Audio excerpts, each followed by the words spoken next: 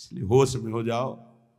यदि अभी तक पापाचरण से धन कमाया हो तो उसको ऐसी जगह दान कर दो जहां दूसरों की दवाइयां होती हो, दूसरों के कष्ट निवारण होते हो, दूसरों का उदर पोषण होता हो, वस्त्र आदि, गऊओं का चारा आदि अगर हो, अधर्म पूर्वक कमाया हो तो हटा देना, नहीं मरोगे तो दुर्गति होगी और जिंदा में परिवार को नाश कर देगा वो धन।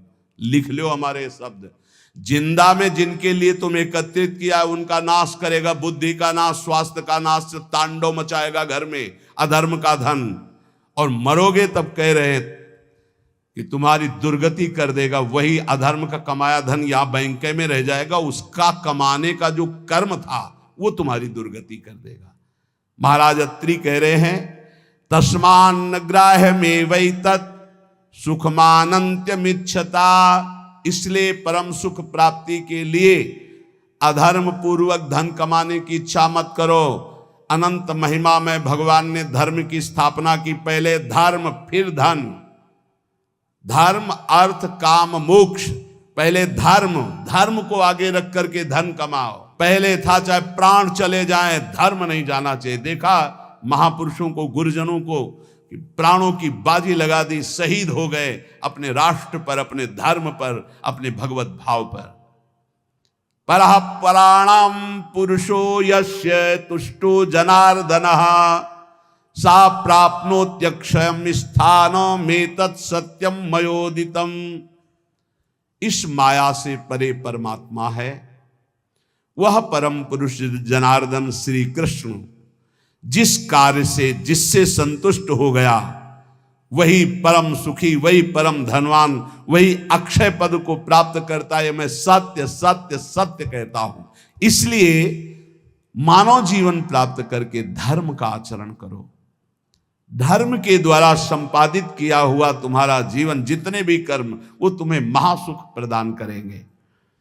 ना गुणान गुणिनो हंति स्तौति मंद गुणानपि नान्य दोषेषु रमते सानसूया प्रकीर्तिताः। जब कभी किसी गुणी की तुम्हारे सामने प्रशंसा होने लगे तो खंडन मत करना,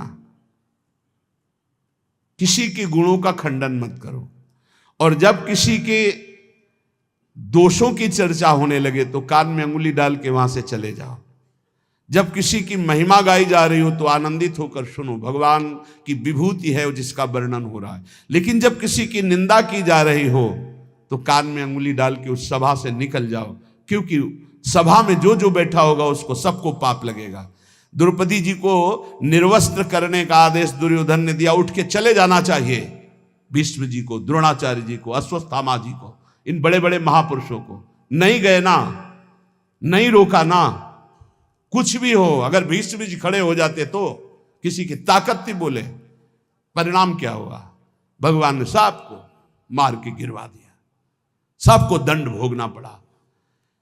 जिस सभा में शास्त्र निंदा हो रही हो, संत निंदा हो रही हो, भगवत भक्त निंदा हो रही, धर्म की निंदा हो रही हो, आपकी सामर्थ्य तो उसकी जबान बंद कर दो, नहीं तो कान में अंगुली डालो, उठ के चले जाओ। उत्तम बात यही, कान में अंगुली डालो, उठ के चले जाओ, क्योंकि सामर्थ्य की बात कानून विरुद्ध हो जाएगी। कुछ भी करना कानून के विरुद्ध होगा। परस्मिन् बंधु वर्गे वा मित्रे द्वेषे रिपौ तथा आपन्ने रक्षितव्यम तु दयैषा परिकीर्तिताः। चाहे कोई पराया, चाहे कोई अपना हो, चाहे भाई हो, चाहे दुश्मन हो, यदि आप भक्त हैं तो आपका व्यवहार राग और वैर से रहित होना चाहिए। भाई के प्रति राग नहीं और दुश्मन के प्रति वैर नहीं। अगर भारी विपत्ति में भाई फंस जाए तो हम कैसे करेंगे? उसकी दुख निवृत्ति। ऐसे अगर दुश्मन भी फंस जाए तो हम उसकी दुख निवृत्ति का कार्य करेंगे। दुश्मन है, वो हमें गाली देता है, अपमानित करता है, हमारा बुरा चाहता है, लेकिन हम उसका मंगल चाहेंगे, बोले उसे भक्त कहते हैं। उसे कहते हैं वो राग द्वेष रहित भगवान का भक्त जो दयावान है। आन संशम क्षमा सत्य महिंसा दान मार्जवम प्रीति प्रसादो माधुर्यम मार्दवम च यमादस। यम और नियम, ये जिसके जीवन में होते हैं वो बहुत दैवी संपदावान माना जाता है, भागवतिक माना जाता है। यम किसे कहते हैं? ये 10 होते हैं, यम 10 और नियम 10 होते हैं। यम पहला है आनुशंस्यम, अक्रूरता, किसी के प्रति भी क्रूर वचन, क्रूर व्यवहार बिल्कुल नहीं होना चाहिए। क्रूरता तब आती है जब हमारे विपरीत कोई व्यवहार करता है, तब उसके बोलने की क्रूरता हो जाती है, चेष्टा में क्रूरता हो जाती है, हृदय में क्रूरता हो जाती है। अचानक आक्रमण होता है, अगर संबोधन करके आवे कि तुम्हारी परीक्षा हो रही तो शायद साधक सावधान हो जाए, पर अचानक आक्रमण माया का होता है, वो संभल ही नहीं पाता कि मेरी परीक्षा हो रही, और वो क्रूर बोल देता है, क्रूर कर्म कर देता है, क्रूर चिंतन कर देता है। इसका मतलब यम कमजोर है, यम नियम में वो कमजोर है। पहला यम है अक्रूरता, न वाणी में क्रूरता हो, न शरीर में चेष्टाओं में क्रूरता हो, न मन में क्रूरता हो, अक्रूरता। दूसरा है क्षमा, सबसे बड़ा बल है क्षमा। कोई कितना भी कैसा भी व्यवहार करे, क्षमा बल से उसे जीत लेना चाहिए। तीसरा है सत्य, सत्य के समान कोई दान नहीं, कोई पवित्रता नहीं, कोई बड़ा अनुष्ठान नहीं। वाणी से सत्य बोलने का नियम बना ले। कलिकाल है, इतना झूठ का बोलबाला है, पूछो मत। झूठ है ही, औरों से तो और जाने तो गुरु जी से झूठ। कई बार कहा है कि एक घर तो छोड़ दो गुरुदेव का, कम से कम उनके सामने तो सत्य बोलो। एक क्षण में उनसे भी झूठ, और जबकि पता है कि उनको पता हो जाएगा, फिर भी झूठ बोल देना। अरे भाई, फांसी थोड़ी लग जाएगी, डांट लग जाएगी, गुस्सा हो जाएंगे, पर हम सत्य बोल देंगे तो हमारा अपराध क्षमा हो जाएगा। सत्य एक जगह तो नियम ले लो, तो सब जगह धीरे धीरे फिर भाव मानी संख्या से सवाल हल हो जाएगा। एक जगह सत्य बोलना शुरू कर दो।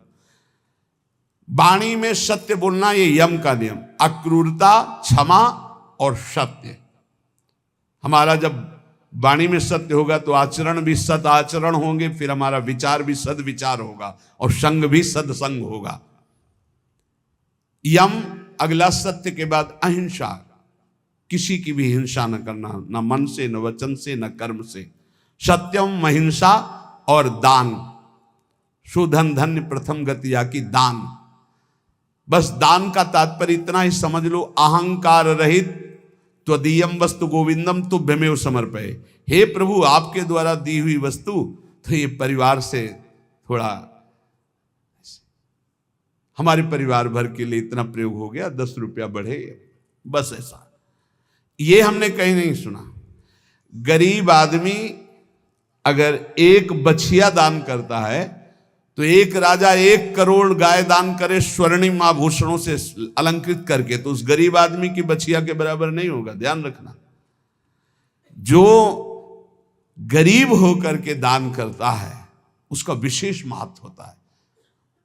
उसकी 4 रोटी उसके पूरे जीवन के कमाई मेहनत से, और तुम 4 करोड़ ऐसे, तो उसकी रोटी के बराबर नहीं हो सकता है। इसलिए दान का विशेष महत्व धर्म द्वारा कमाया हो। जैसे एक बार हमने सत्संग में बताया था दान के विषय में, सेतुआ यज्ञ का, मुदगल ऋषि, वो कभी किसी से दान नहीं लेते थे, तो शीलोंच वृत्ति के द्वारा वो अपना उदर पोषण करते। सील कहते हैं जो किसान अपना खेतों से अन्न का अधिकार ले चुका है, अब वो ऐसे खेत, उनमें जो दाने बाली पड़ा है उसे बिन लेना। उंच कहते हैं जो बाजार में जहां अन्न की बाजार लगी वो उठ चुकी है, इसके बाद जो दाने गिरे उनको उठा लेना। तो वो ऐसे 2-4 किलो सब मिला करके होता होगा। उससे 12 महीना सतुआ बना लेते थे, और उसको थोड़ा थोड़ा 12 महीना, और उसी से तप करते थे। एक दिन वो सतुआ पिसा के रखे ही कि इतने में परीक्षार्थ के लिए भगवान अतिथि रूप में, बहुत भूखा हूं, हे ऋषि, क्या हमारे उदर पोषण की व्यवस्था हो सकती है? तो उनका हाँ, भी तो साल भर के लिए सतुआ एकत्रित ही किया। वो परोसते गए, वो पाते गए, और पूरा साल भर के लिए जो एकत्रित किया था वो सब सतुआ पा गए। चाट चाट के पा लिया कुछ, तो उनका भगवान पूरे साल की व्यवस्था इतनी, जब इसके आगे तो है ही नहीं। तो उनका चलो हम छक भी गए हैं बहुत, और डकार ली और चले। तो एक नेवला वहां से निकला, तो जो 2-4 दाने सतुआ के गिरे थे वो उसके शरीर में छू गए तो स्वर्णिम हो गया, आधा स्वर्ण का। बड़ा उसको चमत्कार मिला। तो जब सुना महाराज युधिष्ठिर की राजसूय यज्ञ हो रही, इतनी बड़ी ब्रह्मा शंकर आदि बड़े बड़े महापुरुष, स्वयं भगवान सच्चिदानंद श्री कृष्ण द्वैपायन व्यासदेव जी सब विराज, तो नेवला पूरी पंगतों में लौटता हुआ घूमता, कहीं स्वर्ण का नहीं हुआ। तो भगवान श्री कृष्ण के पास से निकलकर महाराज युधिष्ठिर वहीं बैठे थे। कहा महाराज तुम्हारी यज्ञ मुद्गल ऋषि की सतुआ यज्ञ के बराबर भी नहीं है। तो भगवान श्री कृष्ण ने कहा ऐसा क्यों कह रहे हो? आज तक किसी चक्रवर्ती सम्राट ने ऐसी यज्ञ नहीं की जिसमें स्वयं मैं विराजमान हूं और सब मेरी विभूतियां विराजमान है और सब शास्त्रीय पद्धति से हो रही। तुम ऐसी निंदा क्यों कर रहे हो महाराज राजसूय यज्ञ की युधिष्ठिर की? तब उन्होंने पूरी कथा सुनाई कि सतुआ यज्ञ वाली। बोले महाराज मैं पूरा लौट के देख लिया है कि रुआ भी सोने का लय हुआ, तो हुआ ना आपकी यज्ञ उनसे छोटी? तो भगवान ने कहा हां, मुद्गल ऋषि की सतुआ यज्ञ के बराबर तो राजसूय यज्ञ नहीं। क्यों? वो अकिंचन, प्रतिग्रह रहित। तो यहां कह रहे दान शब्द मुद्गल ऋषि का जोर का हुआ, जो धर्म के द्वारा मेहनत करके कमाता है। जब कोई राधा बाबा से कभी कोई दक्षिणा देने की बात आई, एक बार राधा बाबा ने भागवत सुना तो कहा भाई भागवताचार्य को दक्षिणा देनी चाहिए, कोई दक्षिणा देगा? पर धर्म की कमाई का, अगर पाप की कमाई का दिया तो समझ ले तो किसी की जेब में नहीं। एक जो घास खोदना सेवा करना, तो उसने कहा बाबा 50 पैसा या 100 रुपया हम दे सकते हैं। बोले हाँ बस इतना ही काफी है। बाबा ने लिया और कहा भागवताचार्य जी से ये दक्षिणा। वो तो केवल बाबा को प्रसन्न करने के लिए सुनाने आए थे, उनका अर्थ से कोई मतलब नहीं। हिम्मत नहीं पड़ी किसी की 10-5 रुपया देने की, केवल वो एक घास खोदने वाला। बाबा मेरी कमाई धर्म की है, ये 100 रुपया या 50 पैसा, चाहो तो 50 ले लो 50 पैसा, या चाहो तो 100 रुपया, इससे ज्यादा हमारे पास व्यवस्था भी नहीं। ये दान वही जो मेहनत के द्वारा किया हुआ। फिर दूसरे यम आगे नम्रता, नम्रता विद्या विनयम ददाति। आज पढ़ लिख करके उद्दंड बनते हैं, पढ़े लिखे हैं। पूछो अपने माता पिता के पैर छूते हो? नहीं। माता पिता कहते हैं कहाँ जा रहे हो? बोले आप अपना देखो, हम स्वतंत्र हैं, हमारा जीवन अपने, हम जो कर रहे हैं वो तुम्हारा अधिकार नहीं। ये है विद्या, ये है विनयम ददाति, ये है विनय। कठोर शब्द बोल रहे हैं, माता पिता को उद्दंडता पूर्वक व्यवहार कर रहे हैं, गुरु का उपहास कर रहे हैं, टीचर का उपहास कर रहे हैं। बच्चों को देखो ना, टीचर का उपहास कर रहे हैं। नम्रता विद्या से आती है, विद्या विनयम ददाति। पढ़ना लिखना ये तभी सार्थक है जब विनय आ जाए। उल्टा हो रहा है, जितना विद्या घमंड बढ़ता चला जा रहा है, अहंकार बढ़ता चला। विद्या रूप महत्व कुल धन यौवन अभिमान, कुछ नहीं मिला, कोई विद्या नहीं। जो जितना विवेकवान, जितना विद्यावान उतना विनयी पाया गया, घमंडी नहीं पाया गया। या उल्टा होता है। क्यों उल्टा होता है? क्योंकि गुरुजनों के चरणों में बैठकर विद्या नहीं ली गई है। इसीलिए पहले गुरुकुलों में भेजा था महापुरुषों के समीप के, वहां विद्या विनय प्रदान करती थी। रजोगुण रहित जीवन, ऋषियों के समुदाय में एक भागवतिक वातावरण है। नम्रता। फिर है सबसे प्रीति, सब जीवन सुप्रीति रीति निभाता अपनी, सबसे प्रेम का व्यवहार, लेकिन निष्काम, किसी से कोई कामना नहीं।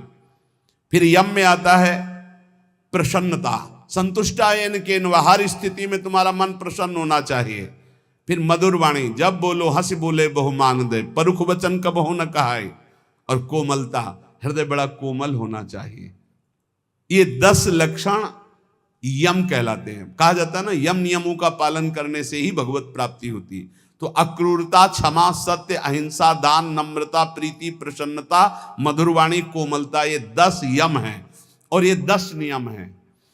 शरीर की पवित्रता, वस्त्र की पवित्रता और मन की पवित्रता, तीनों पवित्र होने चाहिए। बिल्कुल ऐसे पशुता हो रहे, हाथ कोई धो ले तो बड़ी बात है, पहले जल लेके साधु लंगोटा सोटा कमंडल, ये बिल्कुल अब इतना वीआईपी है कि कमंडल रखना बेइज्जती की बात हो जाएगी ना। बाबा जी कमंडल कैसे, कमंडल है, डंडा है, बंधा लंगोटा, काछ वाछ मन निश्चल राखे, धन धन जननी तेरी। रास्ते में लघु शंका लगी तो कैसे हो गए? आचमन करना है, मूत्रेंद्री का प्रक्षालन करके, हस्त प्रक्षालन करके, आचमन करके, तप है पवित्रता का। ऐसे पूरा शुद्ध वातावरण, शरीर अपवित्र, वस्त्र अपवित्र, मन अपवित्र। नियम, सबसे पहला नियम पवित्रता, शरीर पवित्र, वस्त्र पवित्र, विचार पवित्र, कितना बढ़िया जीवन होता। दूसरा नियम में है यज्ञ, तो यज्ञानाम जप यज्ञ, उसमें सबसे बड़ी यज्ञ है जप यज्ञ। राधा राधा राधा, नियम ले लो जप यज्ञ का। नियम में तीसरा है तप, अपने धर्म का पालन करते हुए जो आपको कष्ट मिलता है उसको सहना तपस्या कहते हैं। जैसे आप प्रातःकालीन वेला में, प्रातःकालीन क्या, अर्धरात्रि वेला में जगते हैं। प्रातःकाल तो 4 बजे से होता है, यहाँ तो अखंड कीर्तन ही चलता रहता है, पर रोड में हम जब 2 सवा 2 बजे उतरते हैं तो 10-20 हजार लोग खड़े होते हैं और सब साधक जन सेवा में रहते हैं। तो इसका मतलब 1 बजे जगे होंगे, तब तो वहाँ सेवा में पहुँचे। और वो लोग तो हो सकता है कोई 12 बजे से खड़ा हो, कोई 11 बजे से, कोई 1 बजे से। अब जो नींद नहीं लिया, जो कष्ट से, इसे तपस्या के, इससे पाप क्षीण होते हैं, इससे बहुत लाभ प्राप्त होता है। ये बाहरी तपस्या है। समय से स्नान करना, चाहे गर्मी हो चाहे सर्दी हो, समय से अपनी दिनचर्या में आना, चाहे जितना कष्ट हो, ये बाह्य तपस्या में होता है। भोजन आदि ना मिल पाना, फिर भी अपनी दिनचर्या करना। और आंतरिक तपस्या मानी जाती काम क्रोध लोभ आदि को सहना, इनको सहना आंतरिक तपस्या के। इन तपस्याओं के अलावा और भी बहुत सी तपस्याओं का वर्णन, पर वो खास बात नहीं। आए हुए वेग को सह जाए सो महात्मा, काम के वेग को, क्रोध के, लोभ के, मोह के वेग को जो सह जाए, ये सबसे बड़ी तपस्या। नियम पवित्रता, नियम जप, नियम तप, कष्ट सहने का स्वभाव, नियम दूसरों को सुख देने का स्वभाव। आओ बैठो बैठो, मृदु भाषण। आप जल पिएंगे? अच्छा, श्री जी का कुछ भोग लगा, आप थोड़ा प्रसाद पा लीजिए। मृदु व्यवहार, सरल व्यवहार। स्वाध्याय नियम, आपका नियम होना चाहिए स्वाध्याय का। ये नियम के अंतर्गत आते, स्वाध्याय नियम पूर्वक। और नियम जनेन्द्री का निग्रह अर्थात ब्रह्मचर्य। नियम में ब्रह्मचर्य व्रत बहुत जोर की बात। गृहस्थ है तो संयम पूर्वक विरक्त है। जनेन्द्री का संयम ब्रह्मचर्य और मौन व्रत, वाणी का मौन व्रत, ये नियम। और अल्पाहार का नियम या उपवास का नियम, बहुत बड़ा भजन में इसका प्रभाव पड़ता है। आपका अधिक भोजन पाने से जो भजन में शक्ति लगनी चाहिए वो भोजन पचाने में लगती, इसलिए भजन में रुचि नहीं होगी। ध्यान रखना, या तो अल्पाहार और या फिर कभी कभी उपवास, पर सेवा नहीं छोड़ना। श्री सुदामा दास जी महाराज सुदामा कुटी के स्वयं आटा मांग कर लाते, स्वयं उपला बिनते, फिर रोटियां बनाते, फिर संतों को पवाते। उनकी मेहनत ऐसा रंग लाई कि तब से लेके आज तक शास्त्रों संतों की सेवा ऐसे होती रहती है। अपरिचित कोई भी संत जाए, पाए और बना रहे। बारंडा बड़े बड़े बने, आसन लगाए, 10-5 दिन खाए पिए पड़ा रहे। आज भी वो सेवा चल रही। संत सेवा अगर मिल जाए, परोसना है, पत्तल उठाना है, पोछा लगा, ये अहोभाग्य समझा जाए। इसको ऐसा ना समझा जाए कि एकांत में बैठकर भजन करना ज्यादा अच्छा है, लेकिन इनके बीच नहीं। मन की गति को संभाल पाना बहुत कठिन है। आज एकांत के लिए भजन के लिए कर रहा है, कल एकांत के लिए भोग के लिए कहेगा। इसका कोई विश्वास नहीं। गुरु प्रदत्त दिनचर्या को कभी न तोड़ा जाए और 10 वर्ष एक ही दिनचर्या चलाई जाए, मन शांत हो जाएगा अपने आप, देख लेना। ये नियम है। अल्पाहार नियम बना लो अल्पाहार का। एक साधु की, साधक की दिनचर्या भोजन की होनी चाहिए। इतनी रोटी, इतना चावल, इतनी सब्जी, इतना दाल, वो नियम है, उतना ही पाना है। कुछ भी हो, अच्छे से अच्छा पदार्थ हो, एक नियमावली भोजन की होनी चाहिए। और स्नान 3 बार, ब्रह्मचारी 3 बार स्नान होना ही चाहिए। 24 घंटे में 3 बार स्नान। वो शरीर सुख के लिए नहीं, जैसे अब सोने जा रहे हैं तो कोई स्नान करते हैं, नहीं, कदापि नहीं, दिनचर्या के विरुद्ध नहीं। एक प्रातः जो अभी 1:30-2 बजे हुआ, और एक पुनः अगर आपका दिनचर्या का क्रम में 8 बजे, 9 बजे, 10 बजे जैसे स्नान का हो, फिर एक सायं 4 बजे, 5 बजे, बस। अपने का तो 2-3 घंटे बाद ही पुनः स्नान होता है, फिर सायं होता है। 3 स्नान जीवन हो गए, 3 स्नान जीवन। अगर कहीं पेट खराब हो गया तो जय बार फिर अर्ध स्नान करना ही करना है। ये 10 नियम और 10 यम ये साधक के जीवन में होने ही चाहिए। नियम पवित्रता का, जप का, तप का अर्थात कष्ट सहने का, दूसरों को सुख देने का, स्वाध्याय करने का, ब्रह्मचर्य का, मौन का, उपवास का, स्नान का, ये नियम होने चाहिए। नियम होने चाहिए। इसमें ये नहीं देखा जाता है स्नान का कि शौच लगी है तो ठीक है, शौच नहीं लगी तो चलो नहीं करते स्नान, इसका नहीं। एक नियम अपने लोगों की दिनचर्या रही। यहां तो बाथरूम, शौचालय गंगा किनारे, जब शीत वायु चल रही तब 3 बार स्नान, और पूरी जटाओं के सहित। ये जो घंटों जटाओं से गंगा जल गिरता रहता था, ऐसे टपकता रहता, पूरा शरीर कांपता रहता। वहां ये थोड़ी देखना है कि शरीर को क्या हो रहा है, वहां भगवत प्राप्ति करनी है। आगे कह रहे हैं महर्षि विश्वामित्र जी की वाणी, निज अनुभव कह रहे हैं। कामम कामाय मानस्य यदि कामः समृद्ध्यति अथैनम अपरः कामो भूयो विद्यति बाणवत। हे भाई, सबसे ज्यादा पतन का कार्य होता है काम भोग। ये ऐसा विकल कर देता है भोग के लिए कि सब प्राणी को, पशु पक्षी मनुष्य देवता कोई भी, ये सब विकल कर देता है कि रुक पाना बहुत कठिन होता है। फिर जहां उसको भोगा गया तो उसकी नवीन कामना, फिर नवीन कामना, फिर नवीन कामना। यदि कामा समध्यति तो अथैनम अपरः कामो भूयो विद्यति बाणवत।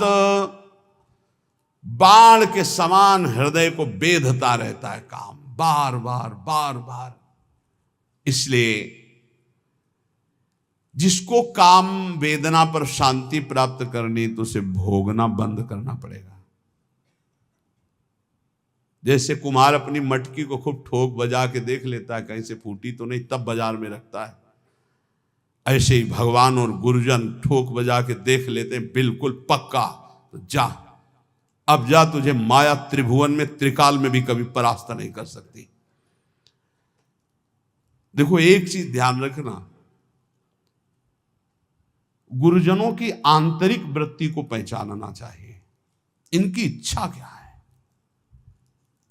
गुरुजनों की इच्छा को समझो। जैसे भगवान नाना प्रकार की भोग सामग्री सामने भेजेंगे तो आप सोचो कि भगवान के द्वारा ही तो भेजी हुई, नहीं। आपको देखना है भगवान की इच्छा क्या है, तो गीता पढ़िए, गीता जी में भगवान आप बोल रहे हैं ऐसा करो ऐसा ना करो। ऐसे गुरुजन जब बोलते हैं तो उनकी बात पकड़ो, इसके बाद वही सामग्री आपको देंगे, ये लो ये लो ये लो, तो आपको पकड़ना नहीं। आपने कहा था नहीं नहीं आप लीजिए खाइए, आप कह तो रहे लेकिन आपने कहा था कि नहीं खाना है, तो हम ही कह रहे हैं खाइए ना। हमें लगता है आपने कहा था कि नहीं खाना तो हमें नहीं खाना चाहिए, तो देख लो फिर तुम जैसा। अंदर अंदर वो खुश हो रहे हैं, शाबाश शाबाश, निकल जा निकल जा। नहीं, मान लो आप खा लीजिए ना। महाराज जी हमारा, आपने कहा था नहीं खाना चाहिए, वो बहुत सुंदर चल रहा है। चलो भाई ठीक है। उस समय सोचिएगा नहीं कि नाराज हो रहे हैं, पक्की मानिएगा। ये सिर्फ आपको ठोक बजा कर देखा जा रहा है। बहुत खुश है वो इस बात से कि आपने संसार के विषयों का त्याग भगवान के लिए किया। सच्ची मानिए, हृदय से आशीर्वाद होता है, हृदय से आह्लाद। बाहर से ऐसे हम भले कैसे हैं यार, हम ही तो कह रहे थे खा लेते ना। अब आप कह रहे हो तो, पर आपने ही कहा था कि बार बार उस बात को जो उन्होंने उपदेश किया है उस बात को याद दिलाता रहे। उससे क्या होगा, आप परिपक्व हो जाएंगे। कभी ये मत समझ लें जैसे आद्य गुरु भगवान शंकराचार्य जी मछली खाए तो और लोगों ने मछली, जो शिष्य थे, फिर कांच पिया तो उनकी सामर्थ्य के बराबर हमारे सामर्थ्य। वो जो बोल रहे हैं उसको पकड़ो। ऐसा कई बार हुआ। राधाचरण जी से जब कहते कि इतनी तुम्हारी हालत ऐसी, आप चले जाओ। बोले डॉक्टर ने कहा दिल्ली ही आना पड़ेगा। तो उनका चले जाओ। तो उन्होंने कहा महाराज जी आपने सत्संग में कहा था कि प्राण चाहे निकल जाए वृंदावन से नहीं जाना। तो हम ही तो कह रहे हैं। नहीं महाराज जी आपने ही कहा था वृंदावन से नहीं जाना, तो अब नहीं जाएंगे। नहीं, हम ही कह रहे हैं आप चले जाओ। आप यहाँ जरूर कह रहे हो, लेकिन फिर सत्संग में आप फिर कहोगे कि धन्य है उसका जीवन जो मरणासन वृंदावन वास कर। महाराज जी अब नहीं जाएंगे हम। देख लो भाई, रोग भी वो जो सड़न हुई थी अपने आप ठीक हो गई, और इस समय श्री जी की सेवा में है। ये सब हितजू के महल में विराजमान है। सब हरिवंश महाप्रभु के श्री हरिवंश शरण जे आए, श्री वृषभान कुवन नंद नंदन निजकर अपनी चिट्ठी चढ़ाए। न जातु कामा कामानाम उपभोगेन साम्यति, हविषा कृष्ण वर्तमेव भूय एवाभिवर्धते, कामान अभिलषन् मोहान न नरः सुख मेधते। जो कभी ये सोच लेता है कि एक बार भोग लूं मेरी इच्छा शांत हो जाएगी, बहुत धोखे में हो गया, दलदल में कूद गया। अब जैसे आग में घी डाल दे तो प्रज्वलित हो जाती। जे ही भोग की कामना से भोग मिला, वो आग पैदा हो गई कि वो भ्रष्ट होता चला जाएगा। इसलिए उपासक को चाहिए कि जब सैकड़ों बार भोग के रोकेगा तो सैकड़ों दिन रोना पड़ेगा, तब जाके कहीं ठीक हो गए। उसका पाप भी बन गया, उसका अभ्यास बन गया, उसका स्वाद मिल गया, बहुत समय लगेगा। और पहली बार में ही यदि रोक लिया तो ऐसे चट से निकल जाओगे। इसलिए भोग की आकांक्षा उत्पन्न होने पर उपासक को पहली वृत्ति में ही रोक लेना चाहिए। ये ना सोचे कि भोग भोगने के बाद शांति मिल जाएगी। नहीं, ऐसे दलदल में फंस जाओगे, फिर निकलना मुश्किल हो जाएगा। इसलिए सत्य नार कहा प्रतपति, सत्य तिष्ठति मेदिनी। तुम सत्य नियम धारण करो, सत्य बोलो, सत्य आचरण करो। सत्य के प्रताप से सूर्य तेजस्वी है, सत्य के प्रताप से पृथ्वी जल में नहीं डूब रही।